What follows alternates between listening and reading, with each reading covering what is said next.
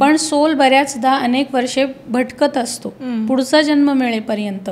Life between lives. Akashic रेकॉर्ड्समध्ये basically आत्मा जेव्हा आपला इन्कार्नेट झालेला आहे, सोलचं इन्कार्नेशन झालंय, मग त्यावेळी त्याचे किती जन्म झाले, जन्मांचा डेटा तर आहे, तिथे त्याने काय काय केलेलं आहे. म्हणजे फक्त फिजिकल ॲक्टिव्हिटी नाही, इवन आपले इंटेन्शन्स काय आहेत ते सुद्धा कर्मामध्येच इन्क्लूड होतं.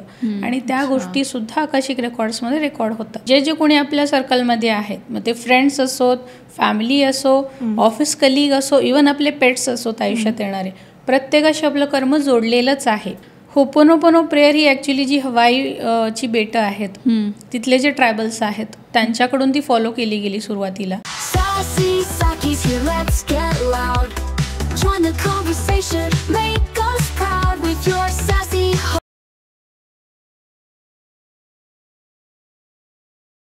नमस्कार, सॅसी सखीमध्ये आपलं पुन्हा एकदा स्वागत आहे.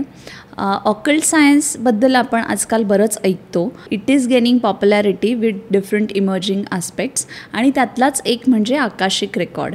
आकाशिक रेकॉर्ड्सबद्दल बरेच मिथ्स आहे, गैरसमज आहे, पण आज आपण फोकस करूया की आकाशिक रेकॉर्ड आपले पर्सनल रिलेशनशिप इम्प्रूव्ह करण्यासाठी कसे यूज केल्या जाऊ शकतात. आणि त्यासाठीच आज आपल्याकडे आहेत डॉक्टर ज्योती थोरावत.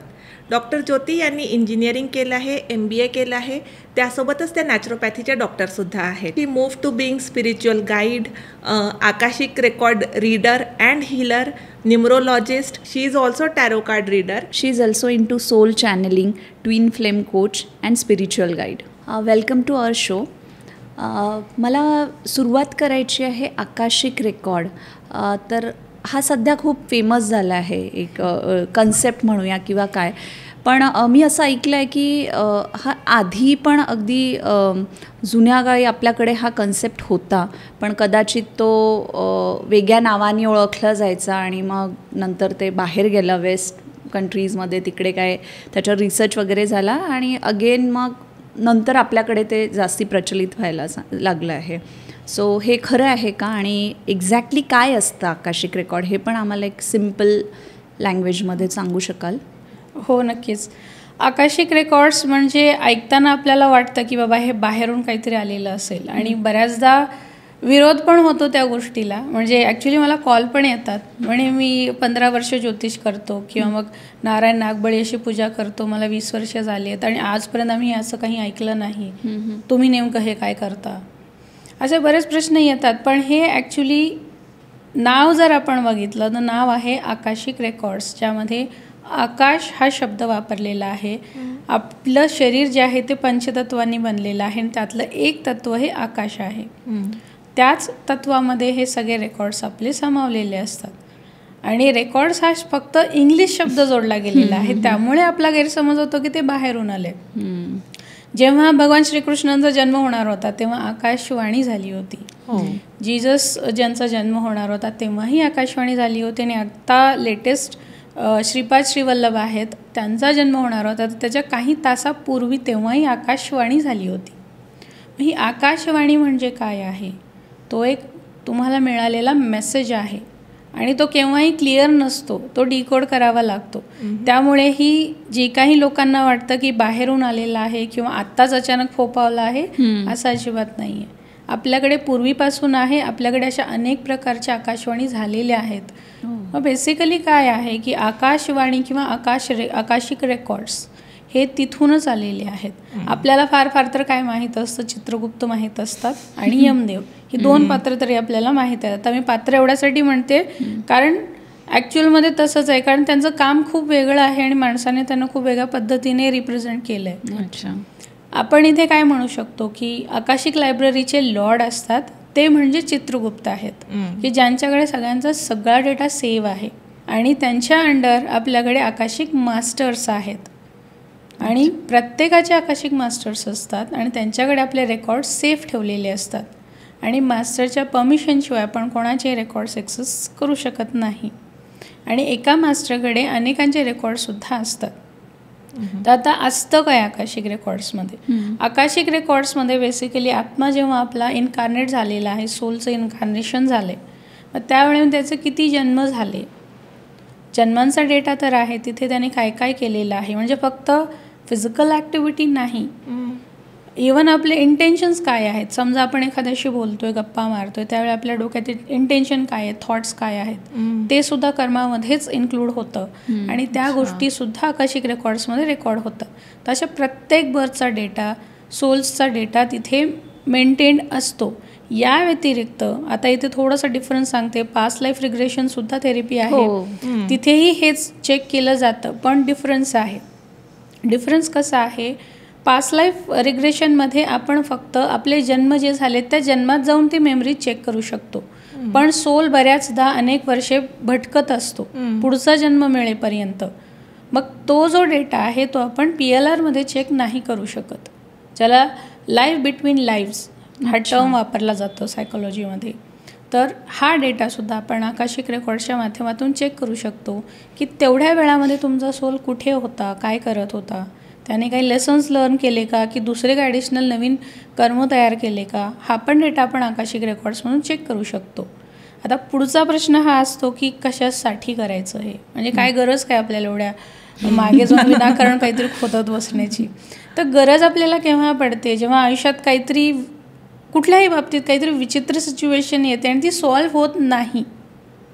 पत्रिका बघितली जाते, तंत्रमंत्र केलं जातं, बरेच घरगुती उपाय केले जातात, नजरबाधा झाली असेल बाबा, करणीबाधा असेल, सगळं करून होतं.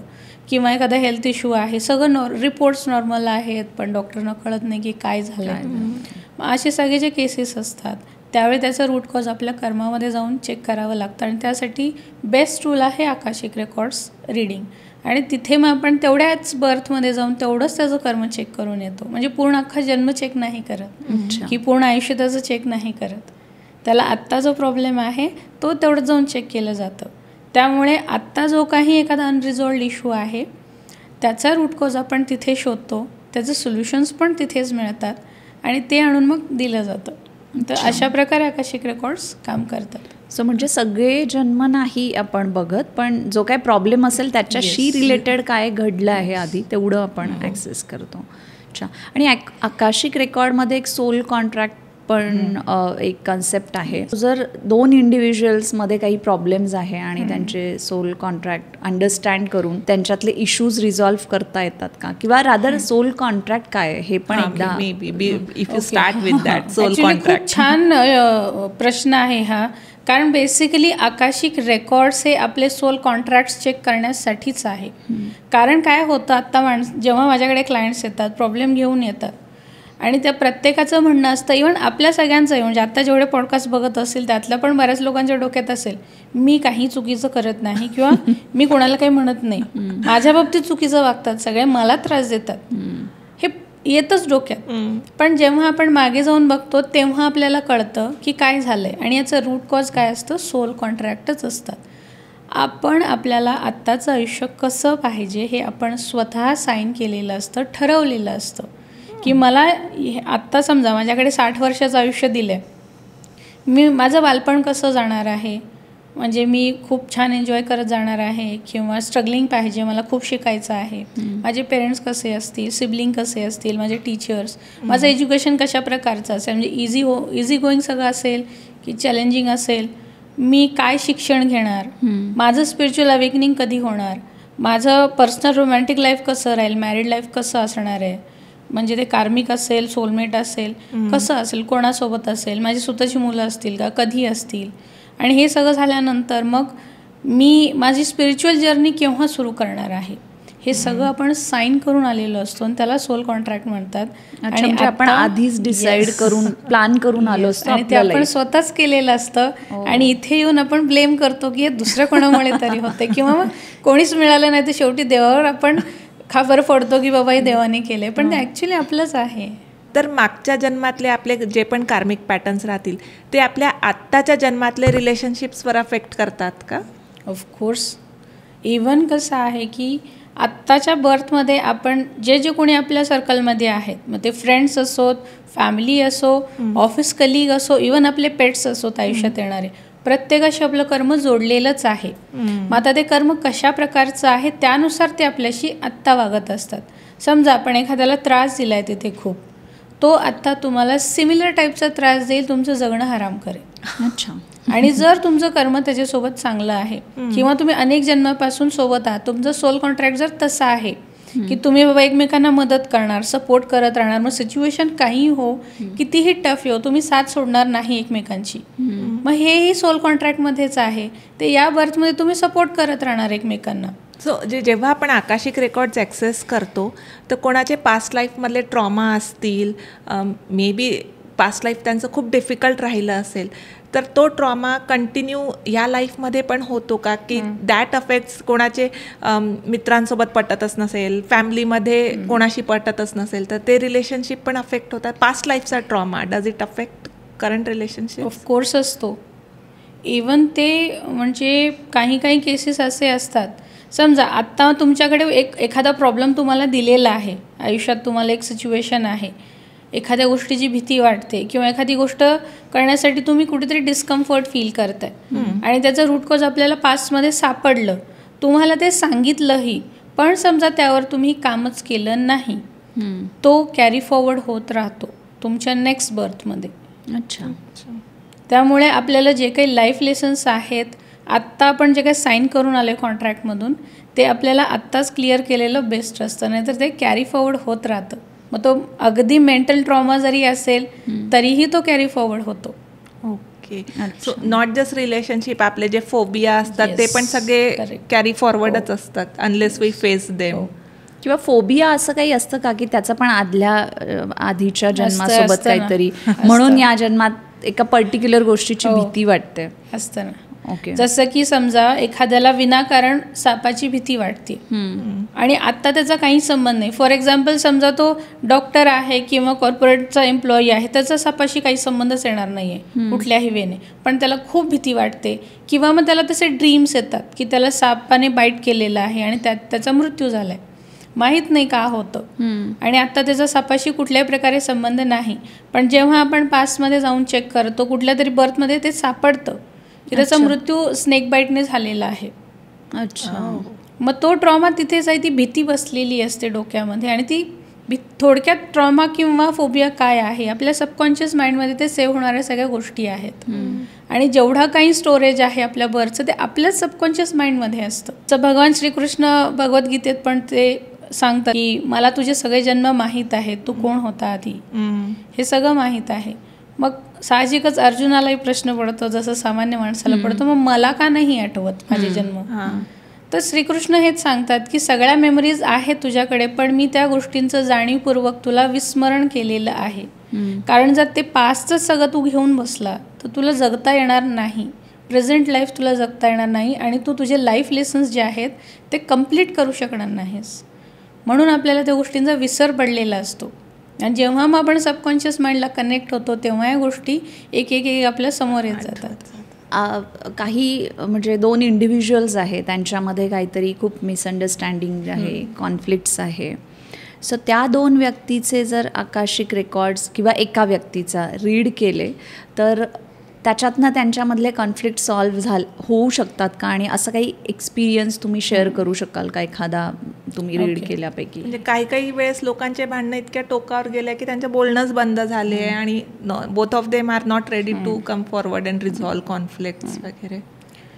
तर जेव्हा माझ्याकडे अशा प्रकारच्या केसेस येतात तर एक तर मला आधी कळतं की हे खरंच आकाशिक रिडिंगमध्ये जाऊन चेक करण्यासारखं आहे की नाही, कारण बऱ्याचदा प्रॉब्लेम इथेच सॉल्व्ह होणारे असतात. प्रत्येक कारणासाठी किंवा प्रत्येक वेळी आपण आकाशिक रिडिंगकडे जाण्याची गरज नसते. समजा आता आहेच रिलेशनशिप इश्यू आहे, कोणाचे पार्टनरचे इश्यूज आहेत, किंवा अगदी असेही पेरेंट्स येतात जे स्वतःच्या मुलासोबत बोलत नाहीत, घर सोडून गेलेलं आहे किंवा मग मनाविरुद्ध लग्न केलं, मग बोलणं बंद आहे, असेही केसेस येतात. प्रत्येक वेळी आकाशिक रिडिंगची गरज नाही, बाकी त्यांची कंडिशन बघून मला कळतं, तिथेच ते प्रॉब्लेम सॉल्व्ह होतात. पण समजा जर सिरियस कन्सर्न आहेच तर त्या केसमध्ये आपण एकाचे आकाशिक रेकॉर्ड ओपन करतो. समजा जो पार्टनर आहेत, मॅरिड कपल आहे, एका कोणाचेही आपण आकाशिक रेकॉर्ड ओपन करतो, आणि ज्याचे ओपन करतो त्याची परमिशन लागते. आपण डिरेक्टली कुठेही जाऊन कोणाचे रेकॉर्ड्स ओपन करू शकत नाही, आधी परमिशन घेऊन रेकॉर्ड ओपन करतो, आणि तिथे मग गेल्यानंतर आपल्याला कळतं की हे सिच्युएशन ही का आली या दोघांमध्ये, नेमकं असं कुठलं कर्म आहे ज्यामुळे आत्ता त्यांना ते सफर करावं लागतं. आणि ही अशीच सिच्युएशन राहणार आहे, चेंज होणार आहे हेही कळतं आपल्याला, आणि त्यासाठी त्यांना काय करावं लागणार आहे हेही कळतं. जसं की एक केस होती, त्यांचे ऑलरेडी, म्हणजे तुम्हाला ऐकायलाही ते कदाचित वियर्ड वाटेल, त्यांचे 4 लग्न झाले होते. अच्छा. 4चे 4 फेल झाले, 4 वेळा डिवोर्स झालेत, आणि आता त्यांना परत लग्न करायचं आहे. तर लास्ट एक बर्थचं मी फक्त सांगते त्यांचं, आणि त्यातलं लास्ट जे लग्न होतं ते 2 वेळा मॅरेज झाले त्याच व्यक्तीसोबत. म्हणजे एकदा डिवोर्स घेतला आणि परत पुन्हा त्याच व्यक्तीची परत लग्न केलं, आणि आता परत सिच्युएशन अशी आहे की परत डिवोर्स घ्यायचा आहे, आणि ते क्लिअर होत नाही. आणि हे सोडून परत यातून बाहेर निघून त्यांना परत दुसरं लग्न करायचं आहे नवीन. म्हणजे सिच्युएशन खरंच खूप क्रिटिकल आहे. मग इथे त्यांचं जेव्हा आकाशिक रीडिंग केलं गेलं, इथे असं दिसतंय की त्या बर्थमध्ये तिथेही ते कपलच आहेत, पण यांनी खूप अत्याचार केलेला आहे. हे मेल आहेत, हजबंड आहेत. आता माझ्याकडे जे आले होते ते फिमेल होत्या, आणि त्यांनी खूप त्रास दिलेला आहे त्यांच्या वाईफला. मारहाण करणं, टॉर्चर करणं, घरातून हकलवून लावणं, एक्स्ट्रा मॅरिटल अफेअर्स, अशा सगळ्या गोष्टी तिथे केलेल्या आहेत आधीच्या बर्थमध्ये. आणि आता ते रिलेशन उलट झाले, म्हणजे या वाईफ आहेत आणि आता ते हजबंड म्हणून मग ते ज्यांना ज्यांना फसवलेलं आहे, एक्स्ट्रा मॅरिटल अफेअरवाले आहेत, ते सगळे त्यांना आता भेटत चाललेले आहेत. आणि आता लास्ट जो हजबंड आहे त्यांचा, ती त्यांची वाईफ होती त्यात आधीच्या ज्यांनी सहन केलं सगळं. हां, पण जेव्हा रेकॉर्ड्स आपण चेक केलं, त्यांची ही इच्छा होती की माझा डिवोर्स मग कधी होईल, मला पुढचं लग्न दुसरं करायचं आहे, हा पण प्रश्न होता. पण इथे त्यांचं उत्तर असं आलं की डिवोर्स अजून होणार नाही, आणि इन केस ऑफ फोर्सेबली त्यांना समजा डिवोर्स घ्यायचाच आहे तर पुन्हा मिळणारं रिलेशन पण असंच टॉक्झिक असणार आहे. आता यामागचं कारण हे की त्या दोघांमधला जो काय अनफिनिश्ड बिझनेस आहे, कर्माचा लेसन आहे, तो लर्न केलेलाच नाही त्यांनी अजून. फक्त ते जम्प करत राहिले. त्रास झाला की सोडून द्या, दुसऱ्याला पकडा, त्रास झाला की सोडून द्या, दुसऱ्याला पकडा, असं करत गेलेलं आहे. मग ते त्यांचं लेसन लर्न झालंच नाही. इथे त्यांना सोल्युशन लिटरली हे दिलं होतं, आणि त्या रडायला लागल्या. म्हणजे मोस्टली आकाशिक रिडिंग असो किंवा टॅरो रिडिंग, लोक रडतातच, कारण अशा गोष्टी समोर येतात की ज्या त्यांच्याशिवाय कोणाला माहीत नसतात. त्या गोष्टी मी सांगते त्यांना समोर. त्या रडायला लागल्या, आणि नंतर मग म्हणायला लागले की मी काय करू, मग याच्यावर उपाय काय आहे माझ्यासाठी, मला हे नको आहे, आता मी थकले आहे सगळं करून. त्यांना उपाय त्यांच्या मास्टरने हा दिला की 2 पर्याय आहेत. एक तर परत त्या व्यक्तीकडे जाऊन जे काही पेंडिंग राहिले लेसन्स ते लर्न करणं, जर तुला दुसरं लग्न करायचंच आहे तर करणं, आणि परत तीच सिच्युएशन भोगणं, हे 2 पर्याय आहेत. मग तिने काय केलं, ज्याच्यासोबत तर डिवोर्स हवा होता ती परत गेली त्या व्यक्तीकडे, राहिली त्या व्यक्तीसोबत. त्याने परत दुसरं लग्न केलं, तरी पण ही त्यांच्याच घरी होती. त्यांनी लिगली कॉन्ट्रॅक्ट वगैरे केला की मी काही त्रास वगैरे देणार नाही. म्हणजे हिने सांगितलं की मी काही त्रास वगैरे देणार नाही आहे, तुला काय करायचं ते कर, मला फक्त राहू दे सोबत, तुझ्यासोबत, खर्च वगैरे पण मला काही नको. हे सगळं क्लिअर केलं. ती राहायला लागली, आणि तो यायचा, म्हणजे त्याचं त्रास देणं होतं, टॉर्चर करणं ते चालू आहे, पण तिचं रिॲक्ट करणं जे होतं ते आत्ता बदललं. कारण तिला माहीत झालं की हे सगळं माझ्या कर्मामुळे आहे, आणि मला जर यातून बाहेर निघायचं आहे तर मला हे फेस करणं भाग आहे. तिचं रिॲक्ट करणं बंद झालं, म्हणजे ती विरोध करायची किंवा कोसणं आहे, शिव्या देणं आहे, हे बंद झालं. तिने ते खूप लाईटली घ्यायला चालू केलं. तिने इथे असा विचार केला की चांगलं आहे बाबा, माझं साठलेलं कर्म क्लिअर होतंय. तिने तसं रिॲक्ट व्हायला चालू केलं, आणि हे सगळं बघता बघता शेवटी त्या माणसालाच प्रश्न पडला, हिला नेमकं झालंय काय, असं का होतंय. पूर्वी तर इतका गोंधळ घालायची. त्या माणसाचं वागणं बदललं. ते पुन्हा कपलसारखे पुन्हा राहायला लागले. म्हणजे ते डिवोर्सची मॅटर जो त्यांचा चालू होता तो तिथेच थांबला. तिला त्याच्यापासून वेगळं व्हायचं होतं ते पण थांबलं. दुसरं लग्न करावं किंवा मला डिवोर्स कधी मिळतो हे सगळंच संपलं तिथे.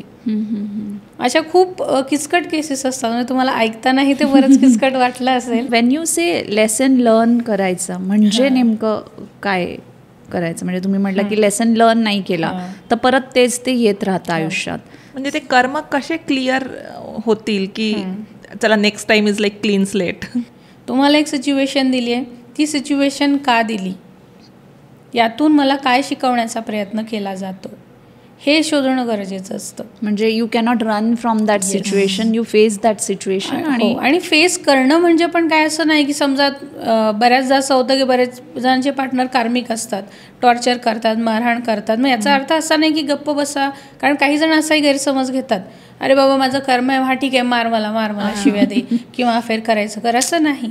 ती सिच्युएशन तुम्हाला का आली ते तुम्हाला तिथंपर्यंत जाणं गरजेचं आहे. तुम्ही काय केलं होतं त्याच्याबद्दल तुम्हाला पश्चाताप होणं गरजेचं आहे. तिथे आम्ही प्रेयर देतो, होपोनोपोनो प्रेयर देतो, जी रिलेशनशिप इश्यूजवर खूप छान काम करते. म्हणजे 100% क्लिअरन्स होतो तिथे. कुठलाही कार्मिक इश्यू असतो तेव्हा रिलेशनशिप रिलेटेड, मग तेव्हा ती प्रेयर दिली जाते त्यांना. आणि ती प्रेयर इतकी छान आणि सोपी आहे, कंटिन्युअसली तुम्ही करत गेलात. जसं मी मगाशी सांगितलं, माणसाचं वागणं बदलतं, पलीकडच्या माणसाचं वागणं आपोआप बदलत जातं. कारण का असं होतं हेही सांगते मी. जेव्हा आपण कोणाला त्रास देतो त्याचा आत्मा दुखावलेला असतो बेसिकली, कुठल्याही प्रकारचा त्रास असेल तो. मग आपण ही प्रेयर जी करतो ती त्याच्या सोलसाठी, आत्म्यासाठी करतो. ती प्रेयर त्याच्या आत्म्याची माफी मागते. आपण समजा समोरासमोर माफी मागितली तर कॉन्शियसली मागतोय, मेंदूशी मागतोय, तिथे इगो असतो आपलाही आणि समोरच्याचाही. पण इथे सोलला आपण माफी मागतोय आणि सोलला माफही करतो. तिथून ते सॉल्व्ह होतं. आणि म्हणून इथलं त्याचं जे वागणं असेल ते ऑटोमॅटिकली बदलतं आणि शांत होतो तो माणूस, त्यालाही कळत नाही काय झालं. आणि हा ॲक्च्युअलमध्ये कोणाच्या कर्मामध्ये इंटरफिअर न करता व्यवस्थित छान पद्धतीने हाताळता येण्यासारखा उपाय आहे. सो ह्या ज्या प्रेयर्स आहे म्हणजे ह्या काय आहे? होपोनोपोनो प्रेयर ही ॲक्च्युली जी हवाईची बेटं आहेत तिथले जे ट्रायबल्स आहेत त्यांच्याकडून ती फॉलो केली गेली सुरुवातीला, आणि आता ती जगभर पसरलेली आहे. आणि ती प्रत्येक बाबतीत आपण वापरू शकतो. आता रिलेशनशिपचा आधी सांगते मी. त्यात बेसिकली 4 स्टेप्स येतात होपोनोपोनो प्रेयरमध्ये. पहिला येतं आय एम सॉरी, सेकंड आहे प्लीज फॉरगिव्ह मी, थर्ड आहे थँक्यू, आणि फोर्थ आय लव्ह यू. या स्टेपमध्ये ती प्रेयर घेतली जाते. त्याचे गायडेड मेडिटेशन्स वगैरे मी बनवलेले आहेत. आता हेच रिलेशनशिपच्या बाबतीत असेल तर पर्टिक्युलर समजा एखादी व्यक्ती आपल्याला त्रास देते, आपण त्या व्यक्तीसाठी ती प्रेयर करतो. आणि कधी कधी असंही असतं की आपल्याकडून एखादी चूक झालेली असते आणि बऱ्याचदा वाटत राहतं, ते गिल्ट असतो की मी असं कसं काय करू शकेन, माझ्याकडून अशी कशी चूक झाली. काहींना जेव्हा पास्ट लाईफमधले असे इश्यूज सांगितले जातात तेव्हाही त्यांना ते वाटतं, अरे मी इतकं वाईट वागले तेव्हा, असे विचार करतात. तर इथे स्वतःसाठी होपोनोपोनो प्रेयर असते, मनीसाठी असते, जे फिनान्शियल इश्यूज आहेत त्याचेही ब्लॉकेज आपल्याला रेकॉर्ड्समध्ये मिळतात. मग त्यांच्यासाठी मनी होपोनोपोनो पण असते, हेल्थची पण असते. म्हणजे आपण कुठल्याही इश्यूसाठी ती प्रेयर वापरू शकतो. सो ती प्रेयर म्हणजे आपण म्हणतो, आपण जे बोलतो सो प्रत्येक शब्दाच्या काही फ्रिक्वेन्सीज असतात, हे असतात, तर त्याच्यानुसार ती काम. जसं मी 4 स्टेप्स सांगितल्या त्या स्टेप्स आहेत. जसं की कुठलीही सिच्युएशन असो आपल्या स्वतःच्या कर्मामुळे आलेली आहे. मग आपण जेव्हा आय एम सॉरी म्हणतो म्हणजे त्या व्यक्तीला सॉरी म्हणतोय, आपण जे काही तिथे वागलोय त्याच्या बाबतीत त्यासाठी सॉरी म्हणतोय. आणि आता फॉरगिव्हनेस नेक्स्ट स्टेपमध्ये का मागतो, कारण तिथे त्याला त्रास झाला बरोबर आहे, पण आपण बदलू शकत नाही. तिथे जाऊन रिअलायझेशन आत्ता झालंय पण बदलू शकत नाही, पण त्याचा पश्चाताप होतोय, त्यामुळे आपण आत्म बसून माफी मागतोय. आणि नेक्स्ट थँक्यू याच्यासाठी आहे की त्या व्यक्तीमुळे तुमचं आत्ता जे काही कर्माचं कर्ज बाकी आहे ते क्लिअर होतं, त्यासाठी आपण थँक्यू म्हणतो. आणि हे झाल्यानंतर कोणाविषयी मला राग नाही, द्वेष नाही, अनकंडिशनल लव्ह शिकवलं जातं अध्यात्मामध्ये. तर त्यासाठी म्हणून ते आय लव्ह यू आहे. माझा कुणावरही राग नाही, माझं सर्वांवर समान पद्धतीने प्रेम आहे. अशा पद्धतीने ती प्रेयर क्लोज करायची असते. सुरुवातीला बोलताना तुम्ही 2 शब्द यूज केले होते, सोलमेट रिलेशनशिप आणि कार्मिक रिलेशनशिप. तर ते काय असतं, तुम्ही त्याच्याबद्दल थोडं सांगाल का? ॲक्च्युली हे जाणून घेणं खूप गरजेचं आहे सगळ्यांनाच. कार्मिक म्हणजे बेसिकली जसं एक तर रूट काय आहे की आपल्या कर्मामुळेच आपल्याला सगळी नाती मिळतात. मग ती माणसं असोत किंवा आपल्या आयुष्यात येणारे प्राणी पक्षी पेट्स असोत, प्रत्येकाशी कर्म जोडलेलं आहे. मग ज्याच्याशी आपले नेगेटिव्ह टाईपचे कर्मात जोडलेले आहेत, नेगेटिव्ह इन द सेन्स की आपण त्या व्यक्तीला कुठल्या ना कुठल्या प्रकारे छळलेलं आहे, त्रास दिलेला आहे, त्याचं नुकसान केलेलं आहे. त्या व्यक्ती आपल्याला आत्ताच्या आयुष्यामध्ये सिमिलर टाईपच्या नात्यामध्ये येतील किंवा वेगळ्या नात्यामध्ये येतील, पण आयुष्यात राहतील आणि त्याच प्रकारे तुमचा छळ करतील. लिटरली छळ हाच शब्द योग्य आहे तिथे, कारण जगणं हराम करतात कार्मिक लोक जे असतात. म्हणजे तुम्हाला जगूच देत नाहीत आणि ते अशा पोझिशनला असतात की तुम्ही त्यांना विरोध पण डिरेक्टली करू शकत नाही. फॉर एक्झाम्पल बऱ्याचदा ऑफिसेसमध्ये तुमचा बॉस असतो, तुम्ही त्याला विरोध कसा करणार, बरोबर, कितीही मनात असेल. किंवा बऱ्याचदा सासू असतात घरामध्ये, त्या अशा असतात, नाही विरोध करू शकत तुम्ही. मग जोपर्यंत तुमचं कर्म क्लिअर होत नाही, तुमचे लेसन लर्न करत नाही, तोपर्यंत त्यातून सुटका नाही. हे कार्मिक झालं. तुम्ही जितका विरोध कराल कार्मिक ना, तेवढं अजून पॉवरफुल होतात ते. म्हणजे समजा एखादी थोडीशी आग पेटते ना, पण त्यावर कंटिन्युअसली फुंकर मारत बसलो तर तशा प्रकारे ते कार्मिकचं होतं. जर आपण त्यांना अजून कोसतो किंवा हे मला अजून त्रासच देतो, अजून मी कसं त्रास देऊ, असं जर असेल तर ते वाढत जातं. तुम्हाला शांतता मिळत नाही आणि तुमचं कर्मही क्लिअर होत नाही. पण याच्या अपोजिट सोलमेट्स हे वेगळे असतात. सोलमेट्स ही तुम्हाला तुमच्या कर्मानेच मिळालेले असतात, पण ते पॉझिटिव्ह टाईपचं कर्म, त्यांच्याशी चांगले होते आणि त्यांना स्पिरिच्युअल टच पण असतो. जे सोलमेट्स असतात, थोडंफार का होईना ते स्पिरिच्युअल वर्क त्यांनी त्यांच्या बर्थमध्ये केलेलं आहे. सोल कॉन्ट्रॅक्ट आहे त्यांचा की बाबा मी काहीही झालं तरी तुझ्यासोबतच राहीन, सपोर्ट करत राहीन, काहीही होऊ दे. मग तिथे मॅटर करत नाही की तुमचं नातं काय आहे. कारण हा पण एक गैरसमज आहे की सोलमेट म्हणजे फक्त रोमॅन्टिक रिलेशनशिप. हा खूप मोठा गैरसमज आहे. असं नाही. सोलमेट्स कोणीही असू शकतात. पेरेंट्स असू शकतात, सिबलिंग्स आहेत, फ्रेंड्स आहेत, तुमचे गुरु असू शकतात, अगदी पेट्स सुद्धा तुमचा सोलमेट असू शकतो की जो तुम्हाला कुठल्याही सिच्युएशनमध्ये सपोर्ट करेल. तो विचार नाही करणार आणि सोबत तुमची स्पिरिच्युअल ग्रोथ सुद्धा तो करतो आणि त्याचीही होत राहते आणि ते पुन्हा पुन्हा भेटत राहतात. कार्मिकचं तसं नाही. कर्म संपलं, क्लिअरन्स झालं, तो पुन्हा येत नाही. तो आउट होतो. So is it so like की आपल्या अवतीभवती जे पण लोक आहेत ते दर जन्मात समहाऊ कुठे ना कुठे आपल्याशी रिलेटेड और आपल्या अवतीभवती मागच्या जन्मांमध्ये पण राहिलेच असतातच. इवन जेव्हा आपण कोणाकडे काही शिकण्यासाठी जातो तर त्याचाही सोल कॉन्ट्रॅक्ट असतो. आपण ठरवलेलं असतं की मला याच गुरुकडून शिकायचं आहे, या एजला शिकायचं आहे. जसं माझ्याकडे येणारे जे असतात ते शेवटी येतात खूप सारे धक्के खाऊन, धोके खाऊन, अगदी म्हणजे सगळे होप संपलेले आहेत, तेव्हा माझ्याकडे येतात.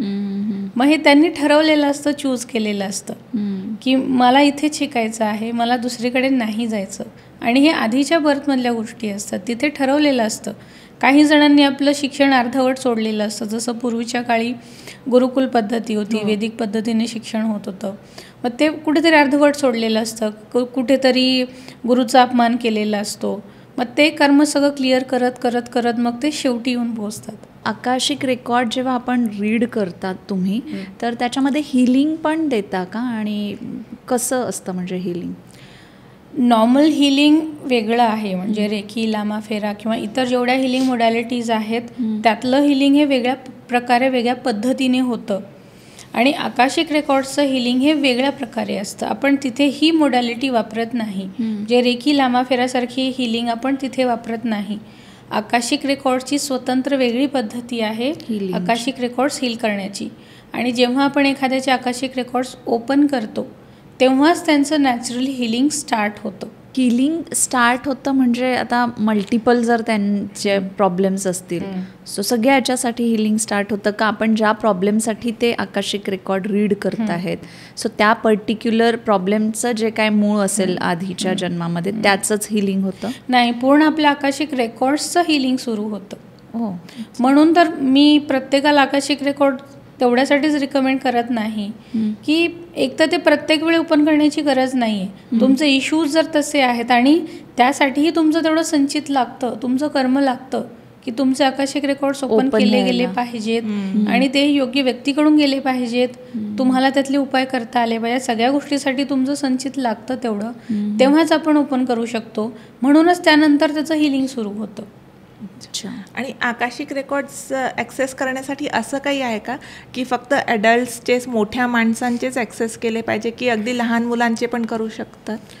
एज क्रायटेरिया काय? जेव्हा माझ्याकडे आता वेगवेगळ्या प्रकारचे इश्यूज येतच असतात. जर समजा लहान असेल, खूपच छोटं आहे, 18 वर्षाच्या खालील आहे, तर त्या केसमध्ये ते मूल त्यांच्या आईवडिलांवर पूर्णपणे डिपेंडंट आहे. त्या केसमध्ये मी त्यांच्या पेरेंट्सचेच रेकॉर्ड्स ओपन करते. कारण जसं मगाशी पण मी उल्लेख केला की त्यांची परमिशन गरजेची असते रेकॉर्ड्स ओपन करताना. आणि नेमकं आपलं पास्ट लाईफ काय आहे, कर्म काय आहेत, ही आपल्याला तेवढीशी जाणीव नसते लहान वयामध्ये. किंवा आपण ती प्रेयर काय आहे, कशासाठी करतोय, एक्सेस कशासाठी देतोय. म्हणजे तो एक आपला सिक्रेट डेटा आहे. जसं डेटा सेंटरमध्ये आपण डेटा सेव्ह असतो तसं तो सिक्रेट डेटा आहे आणि आपण एक्सेस कोणाला देतो हे छोट्या मुलांना माहीत नाही. त्यामुळे आपण पेरेंट्सचा ओपन करतो रेकॉर्ड आणि त्यातून त्यांचं चेक करतो. अच्छा. आणि मग 18 वर्षाच्या वर असेल तर किंवा त्यांना तेवढी समज असेल तर त्यांचे हे करता येतात. ओके. आणि काही एक्झाम्पल सांगू शकाल तुमचा एखादा एक्सपिरियन्स रादर की एखाद्या 18 वर्षाखालच्या मुलांचा? म्हणजे बरेच आहेत तसे. आता 2 ट्विन्स मुली होत्या त्यांच्याबद्दल मी सांगते.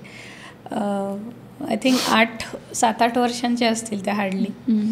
त्यांच्या आईने मला कॉन्टॅक्ट केला होता आणि त्यांचं म्हणणं असं होतं की मुली मला खूप त्रास देतात, सहन करू शकत नाही मी. IT मध्ये जॉब होता, त्या जॉब त्यांनी सोडला मुलींमुळे. कारण त्याचा त्रास देणं इतकं भयंकर पद्धतीचं आहे की ते सहन होत नाही, त्यांना मॅनेज करता येत नाही. जेव्हा मी रेकॉर्ड्स ओपन केले तर तिथे मला रेकॉर्ड्समध्ये दिसतंय की त्या बर्थमध्ये म्हणजे मला तिथे खूप जुनं मोठं झाड दिसत होतं, वडाचं झाड आहे आणि इरकली साडी नेसलेली एक बाई आहे आणि छोटं परकर आणि ती पोलकं घातलेली एक छोटी मुलगी पण मला तिथे दिसते खेळताना. आणि एक साप पण दिसतोय, नाग आहे जो फणा काढून बसलेला आहे. आणि नंतर मग जेव्हा मी प्रश्न विचारला मास्टरना की हे असं का आहे मुलींचा त्रास देणं, तर त्या बर्थमध्येही ती आईच आहे आणि तिथेही तिच्या या दोन्ही मुलीच आहेत. पण तिथे ती मुलींचा, स्वतःच्याच मुलींचा द्वेष करते. मला नको आहे त्या मुलगी कशाला झाली आहे, मला नको आहे त्या मुलगी. खूप हेट केलेलं आहे मुलींना, मला नको आहे त्या मुली. म्हणजे जसं काही आपल्याला मूवीजमध्ये दाखवलं जातं सावत्राई कशी ट्रीट करते, तशा प्रकारे स्वतःच्या मुलींना त्यांनी त्रास दिले. मला नकोच आहेत मुली, कशाला झाले त्या. आणि कमी वयामध्ये त्या दोघींचंही लग्न लावून दिलं आणि ते विचारणाही केली नाही की ते ज्यांच्यासोबत लग्न लावून दिले ते लोक कसे आहेत. एज डिफरन्स खूप जास्त आहे. तर त्यात तिकडे लग्नानंतरही त्या मुलींना त्रास सुटला नाही. एका मुलीचं असं झालं की तिच्या नवऱ्यानेच तिला विहिरीत ढकलून मारलं, तो एजने पण खूप जास्त होता. आणि दुसरी जी होती तिने सुसाईड केली त्रासामुळेच. मग तो जो राग होता त्यांचा, तो राग त्यांच्या सबकॉन्शियस माइंडमध्ये बसलेला आहे आणि त्या अजून आता त्रास देतात. आता यातला लेसन काय आहे बघा, त्रास दिला सगळं झालं, पण आता यांनी नेमकं करायचं काय आहे. इथे त्यांचं लेसन हा आहे की त्यांनी कुठेतरी स्त्रीत्वाला दोष दिलेला आहे, त्याला चुकीचं ठरवलेलं, त्याला हेट केलेलं आहे. त्या स्वतःही स्त्रीच आहेत, त्याच्यावर म्हणून त्यांचाही परिणाम झाला. आणि त्या मुलींच्या सबकॉन्शियस माइंडमध्ये असल्यामुळे ते अजून त्रास देत आहेत, कारण त्यांना आईचं प्रेम मिळालेलं नाही, ते मिसिंग आहे. ते त्यांना आता खूप द्यावं लागणार आहे, ते फुलफिल करावं लागणार आहे. आणि मला तिथे जे काय अजून एक देवीचं मंदिर दिसलं होतं, खूप जुनं मंदिर आहे ज्याला तळघर वगैरे आहे, पायवाट दिसत होती. हे पण मी सांगितलं, ते म्हणाले हे आहे मंदिर, म्हणजे त्यांचं नेटिव्ह प्लेस दुसरं आहे, तिथे आहे हे मंदिर. आणि पूर्वी त्याला तळघर वगैरे होतं, रस्ता वगैरे तसाच होता. त्यांनी फोटो वगैरे पाठवला आणि नाग पण आहे त्या देवीच्या मागे कोरलेला आहे नाग. तर मी जेव्हा मला सुरुवातीला जसं मी सांगितलं, मला तिथे एक मोठं झाड दिसलं होतं, नाग दिसला होता, या गोष्टी पुढे जाऊन मला परत डिकोड कराव्या लागतात रेकॉर्डमध्ये, याचा अर्थ काय आहे. तर पुढे गेल्यानंतर त्यांनी मला सांगितलं हो हे मंदिर आहे. त्यांनी मला फोटो पाठवला, देवीच्या 2 देवीच्याच मूर्त्या आहेत तिथे, जसं त्यांच्या 2 मुली आहेत, पाठीमागे नाग पण आहे. त्यांनी सगळे डिटेल्स पाठवले आणि इथे मास्टरने त्यांना सजेशन काय दिलं, रेमेडी काय दिली मुलींचा स्वभाव शांत करण्यासाठी. एक तर स्वतःवर आधी काम करायचं आहे, स्वतः स्त्री आहात त्याचा रिस्पेक्ट ठेवणं तुम्हाला गरजेचं आहे. दुसरी गोष्ट, तुम्ही तिथे जे काही त्या मुलींच्या बाबतीत वागलेले आहात त्याच्यासाठी तुम्हाला जशी प्रेयर मी सांगितली ती प्रेयर मागून माफी मागायची आहे. आणि त्यांना जे काही मिसिंग आहे, जे काही आईचं प्रेम त्यांना मिळालेलं नाही, ते तुम्हाला खूप भरभरून द्यायचं आहे.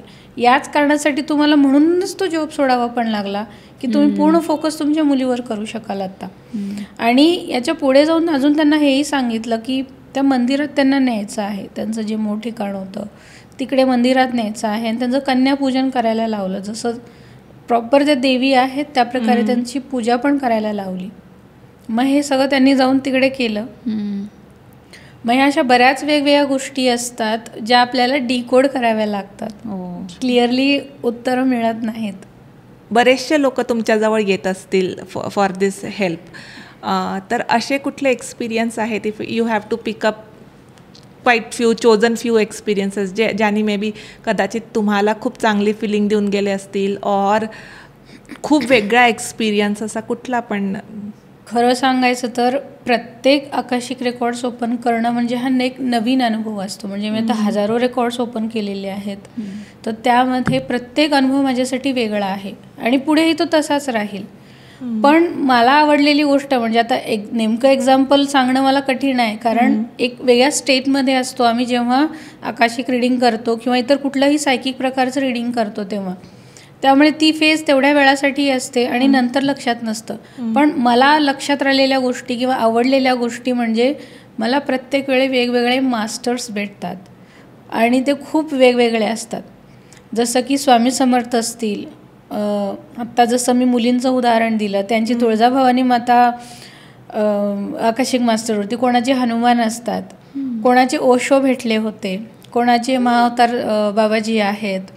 अशा खूप वेगवेगळ्या देवी देवता गुरु मला भेटतात आणि मला त्यांना भेटता येतं, बोलता येतं, इंटरॅक्ट करता येतं. ही गोष्ट ॲक्च्युली मला आकाशिक रिडिंगमधली खूप पॉवरफुल वाटते आणि माझ्यासाठी महत्त्वाची आहे, कारण मलाही माहीत नसतं कोण भेटणार आहे आणि मला त्यांच्याकडूनही गायडन्स मिळतो. म्हणजे माझं असं काहीच इंटेन्शन नसतं की मला माझ्याबद्दल काहीतरी विचारावं, कारण कोणासाठी आम्ही काम करतो तर ते पूर्ण निस्वार्थी भावनेने करणं गरजेचं असतं. मला समजा एखादी कोणी समोर देवता दिसतेय, गुरु दिसत आहेत, मी फक्त नमस्कार करेन आणि ते स्वतःहून मला गायडन्स देतात, जे काही गरजेचं असेल त्यावेळी माझ्यासाठी किंवा आयुष्यासाठी असेल, स्पिरिच्युअल ग्रोथसाठी असेल, किंवा काही गोष्टी अशाही होतात मास्टर सांगतात की ही गोष्ट तुला क्लायंटला सांगायची नाही, ही फक्त तुझ्या माहितीसाठी मी सांगतोय. तर मग तेही मला मेंटेन करावं लागतं. मग या गोष्टी माझ्यासाठी खूप महत्त्वाच्या आहेत, कारण आपल्याला एखाद्या मंदिरात गेल्यानंतर सुद्धा फक्त आपण मूर्तीसमोर असतो पण खूप छान वाटतं, पण जेव्हा आपण खरोखर देवता ती आपल्या समोर आहे ॲक्च्युअली, हा अनुभव खूप वेगळा असतो. आणि पहिल्यांदा म्हणजे आता तर तुम्हाला खूप प्रॅक्टिस आहे, खूप वर्षांपासून तुम्ही हे करताय, पण मे बी जेव्हा पहिल्यांदा एक्सपिरियन्स आला असेल तेव्हा पहिल्यांदा एक्सपिरियन्स कसा होतो, एकतर विश्वास खरंच बसत नाही की खरंच म्हणजे असंच आहे का, हे की मलाच कुठेतरी असं काही वाटतंय का. कारण कधी कधी असं होतं, सुरुवातीला असं होतं की आपलेच आराध्य दैवत समजा कोणाचे मास्टर आहेत, तर मग तिथे काही वेळेला असं वाटून जातं की अरे खरंच हे आहे ना असंच. पण मग जेव्हा उत्तरं मिळतात तेव्हा कळतं की हे खरंच आहे. पण हे होतं, सुरुवातीला हे होतं की हे खरंच असं आहे का. आणि याच्यात अजून एक ॲड करेन मी की जेवढे काही देवी देवता असतील किंवा गुरु असतील ते ॲज इट इज आपल्याला फोटोत जसे दिसतात तसे असतीलच असं नाही. त्यांचं मूळ स्वरूप खरंच वेगळं असतं.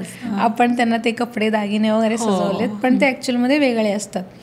जसं मी एक आत्ता आठवलं म्हणून त्यात ॲड करते, रेकॉर्ड्स ओपन केले आणि बऱ्याच जणांचे समजा प्रॉब्लेमॅटिक आहेत, कर्म प्रॉब्लेमॅटिक आहेत किंवा काही ब्लॅक मॅजिकसारखा इम्पॅक्ट आहे, तर त्या केसेसमध्ये नेगेटिव्ह फोर्सेस अपोज करतात की त्यांचे रेकॉर्ड्स ओपन केले जाऊ नयेत.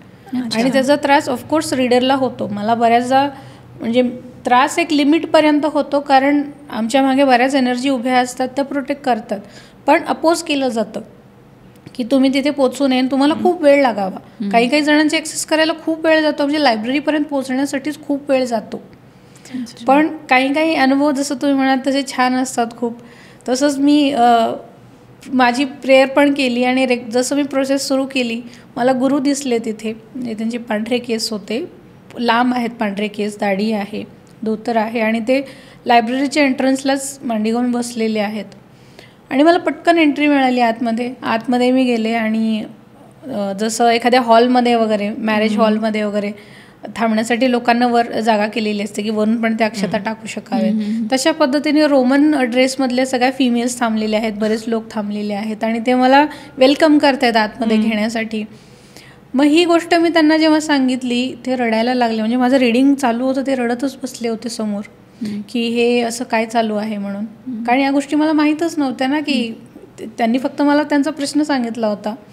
त्यांना जेव्हा मी सांगितलं ते म्हणाले, फोटो दाखवला मला मोबाईलमधला, हे आमचे गुरु आहेत आणि ते तुम्हाला दिसले आणि त्यांचा जो सोल आहे तो रोमन आहे ओरिजिनल.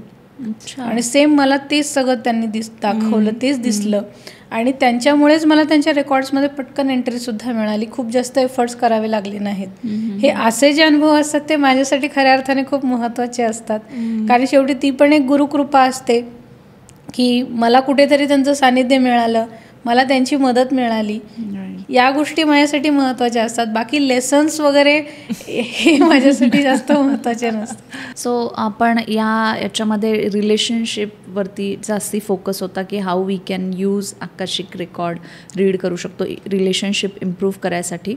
सो याचं काही एक्झाम्पल तुम्ही किंवा तुमचा एक्सपिरियन्स सांगू शकाल का? म्हणजे इथे मी एक असं एक्झाम्पल इथे मला द्यायला आवडेल की ज्यांच्या लग्नाला खूप वर्ष झालेली आहेत पण तरी तक्रार आहे. म्हणजे समजा की 25-30 वर्ष अशी लग्नाला झालेली आहेत आणि आत्ता क्लायंटचं म्हणणं असं आहे की माझ्या नवऱ्याचं वागणं व्यवस्थित नाही, तो विक्षिप्त वागतो, विचित्र वागतो आणि आमच्यात कुठलंच इमोशनल बॉन्डिंग कधीच नाही आहे सुरुवातीपासूनच. फक्त म्हणजे एक कर्तव्य म्हणून तो जॉबला जातो, पैसे आणून देतो, माझं काम आहे घरकाम करणं, ते पैसा मॅनेज करणं, मुलांना जन्म देणं, वाढवणं, हे आत्तापर्यंत असंच झालं आहे. म्हणजे एक प्रॉपर जे काही नवरा बायकोचं नातं असलं पाहिजे इमोशनल बॉन्डिंग ते आमच्यात कधीच नाही आहे.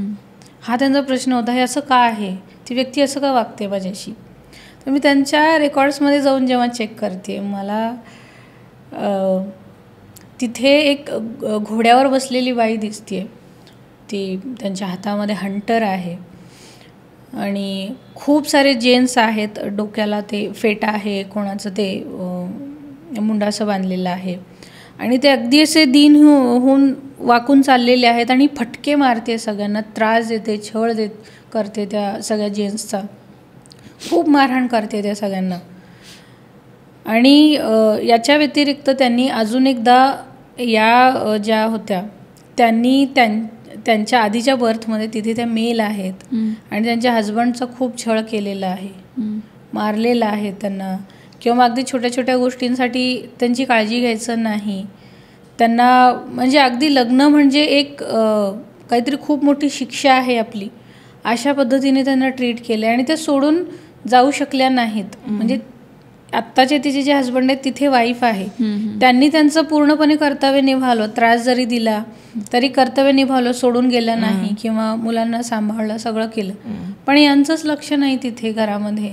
यांना ना त्या वाईफकडे इंटरेस्ट आहे ना तिच्याशी व्यवस्थित वागतात. हे 2 वेगवेगळ्या बर्थमधल्या घटना आहेत त्यांच्याच, की ज्यांचा परिणाम त्यांच्या आत्ताच्या आयुष्यावर होतोय. तर त्या रडायला लागल्या. त्यांची मुलगी पण सोबत आली होती. ती म्हणाली, आई तुला हे दिसलं होतं, हाच बर्थ तुझा दिसला होता बर्थमध्ये, मेडिटेशनमध्ये.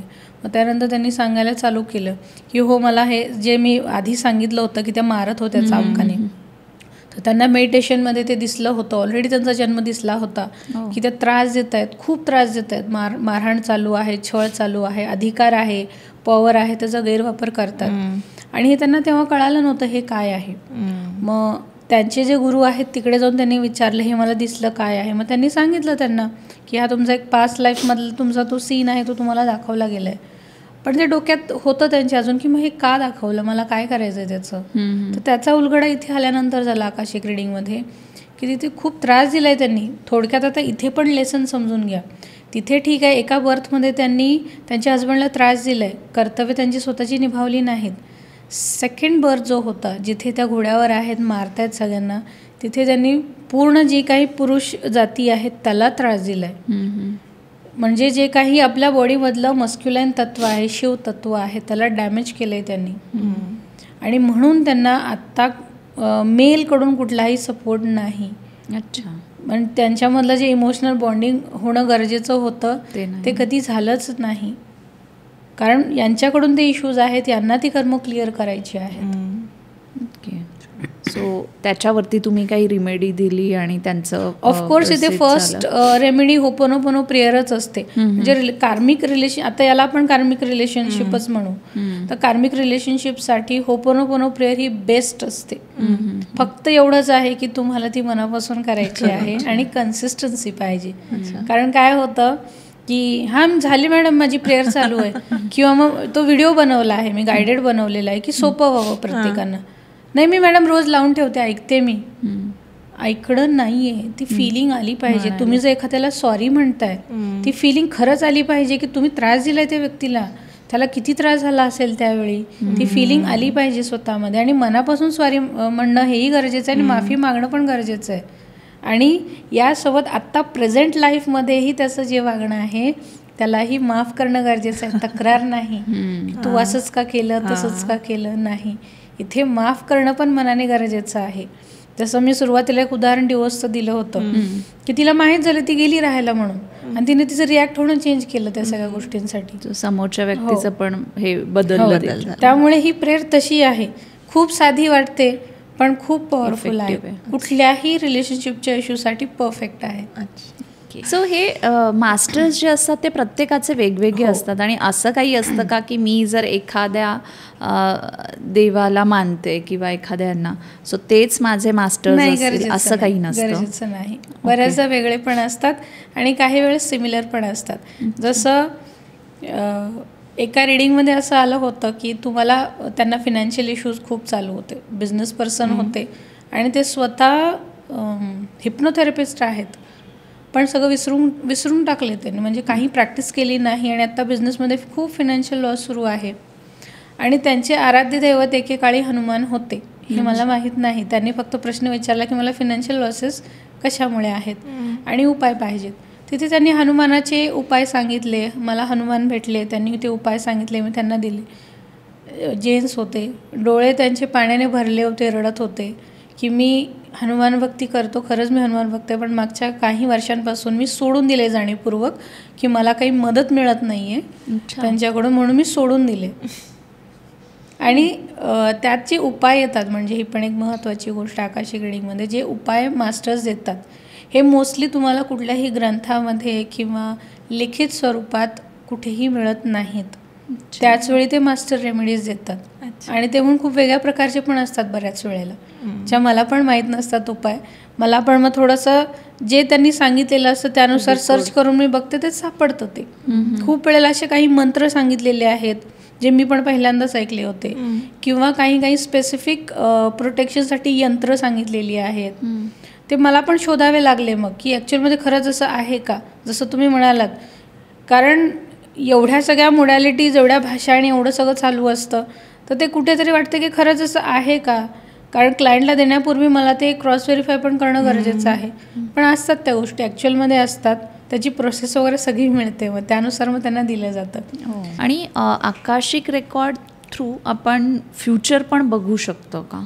ओके, ऑफकोर्स बघू शकतो, पण फ्युचर म्हणजे थोडक्यात काय आहे, आत्ता प्रेझेंटमध्ये आपण काय ॲक्शन घेऊ, काय कर्म करू, त्यानुसार आपलं फ्युचर घडते.